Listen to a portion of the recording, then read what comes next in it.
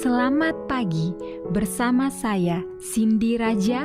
Mari kita awali pagi ini dengan semangat baru, motivasi hidup sehat dan inspirasi yang akan membawa kita lebih dekat kepada kebugaran fisik, mental dan spiritual. Perubahan kecil dalam hidup kita hari ini bisa menjadi langkah besar menuju umur panjang yang penuh kebahagiaan. Bersama kita akan merangkul kisah kemenangan, wawasan menarik, dan kekuatan harian yang berakar pada kebesaran Sang Pencipta. Tetap bersama kami di program Renungan Pagi, di mana setiap kata adalah dorongan untuk hari yang lebih baik. Kita mulai pagi ini dengan syukur dan harapan menuju hidup bugar selamanya. Ditulis oleh Kai Kusma bersama Pendeta Denny Kanajo. Selamat mendengarkan. Shalom. Selamat pagi para pendengar yang diberkati oleh Tuhan dimanapun Anda berada saat ini. Kita akan sama-sama mendengarkan firman Tuhan melalui audio Renungan Pagi.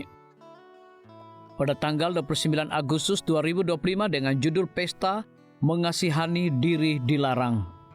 Sebelum kita melanjutkan bacaan renungan kita pada pagi hari ini, kembali saya mengajak semua para pendengar yang setia untuk berdoa bersama-sama.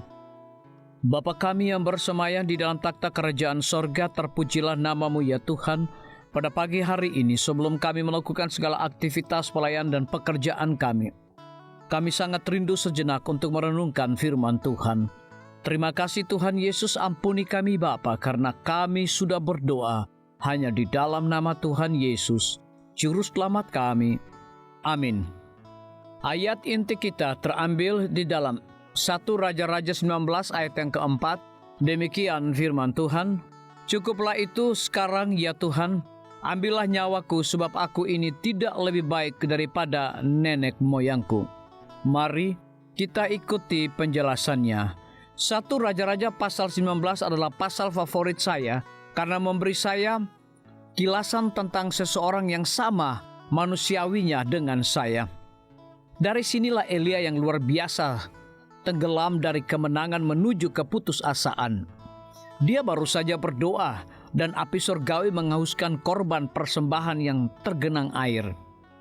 Kemudian dia meminta hujan kepada Tuhan, dan setelah 3 tahun tanpa air satu tetes pun, terjadilah hujan lebat. Tetapi Elia juga memiliki emosi manusia seperti kita. Kita semua pernah berkata, "Saya sudah muak." Namun Tuhan tidak menjawab doa Elia untuk mati. Sebaliknya, Dia mengirimkan malaikat untuk memberinya makan, tidak hanya sekali tetapi 2 kali.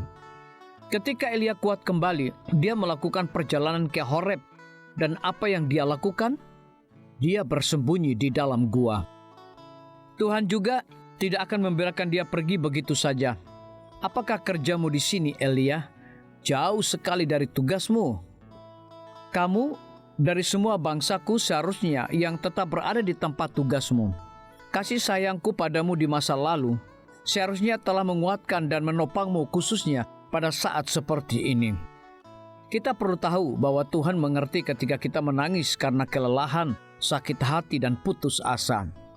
Sama seperti ketika Dia membawa Elia keluar dari gua. Dia akan membawa kita keluar dari kegelapan gua apapun yang kita tinggali sekarang ke dalam terangnya sekali lagi. Mazmur 18 ayat yang ke-28. Elia mengira jeripayanya sia-sia dan tidak menghasilkan apapun.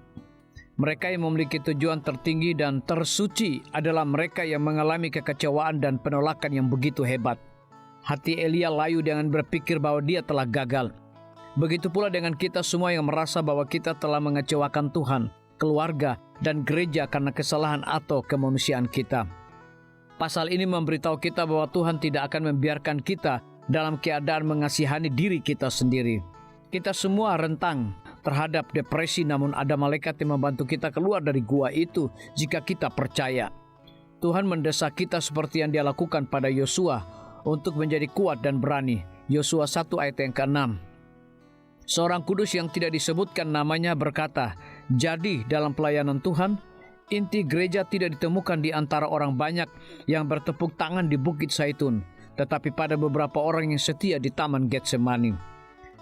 Saat Anda merasa sudah cukup, jadilah orang yang setia di Getsemani, berlutut bersama Yesus yang mengarahkan wajahnya ke arah Yerusalem, menyadari apa yang akan Dia tanggung. Lukas 9 ayat yang ke-51. Apapun yang Anda hadapi hari ini, arahkan wajah Anda kepada Yesus dan Dia akan memberikan kepada Anda kekuatan untuk melewatinya. Biarlah bacaan renungan kita saat ini akan menjadi berkat bagi kita semua. Kembali saya mengajak semua para pendengar yang setia untuk berdoa bersama-sama.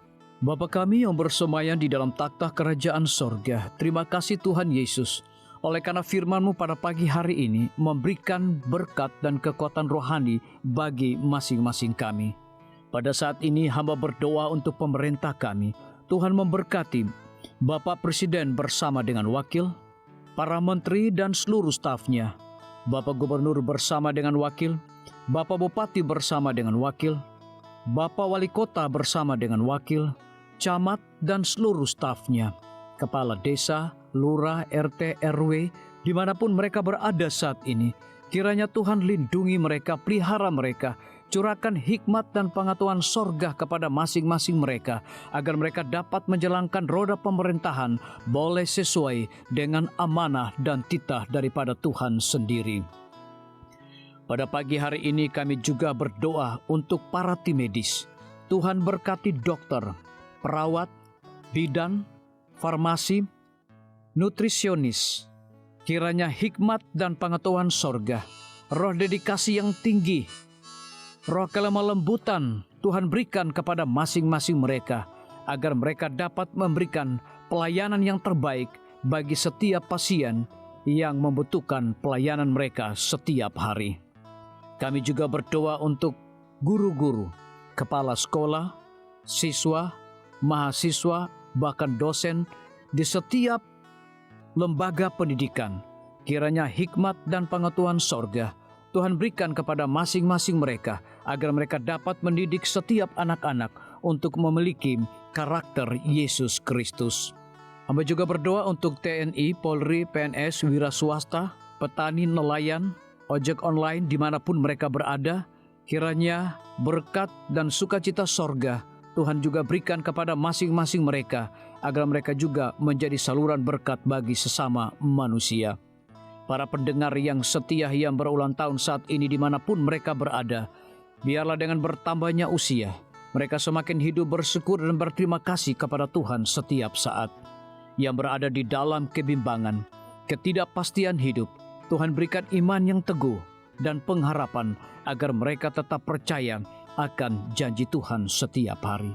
Terima kasih Tuhan Yesus, dengarlah segala doa dan permohonan kami Bapa, dan mau mengampuni segala dosa kami, karena kami sudah berdoa hanya di dalam nama Tuhan Yesus, Juru Selamat kami.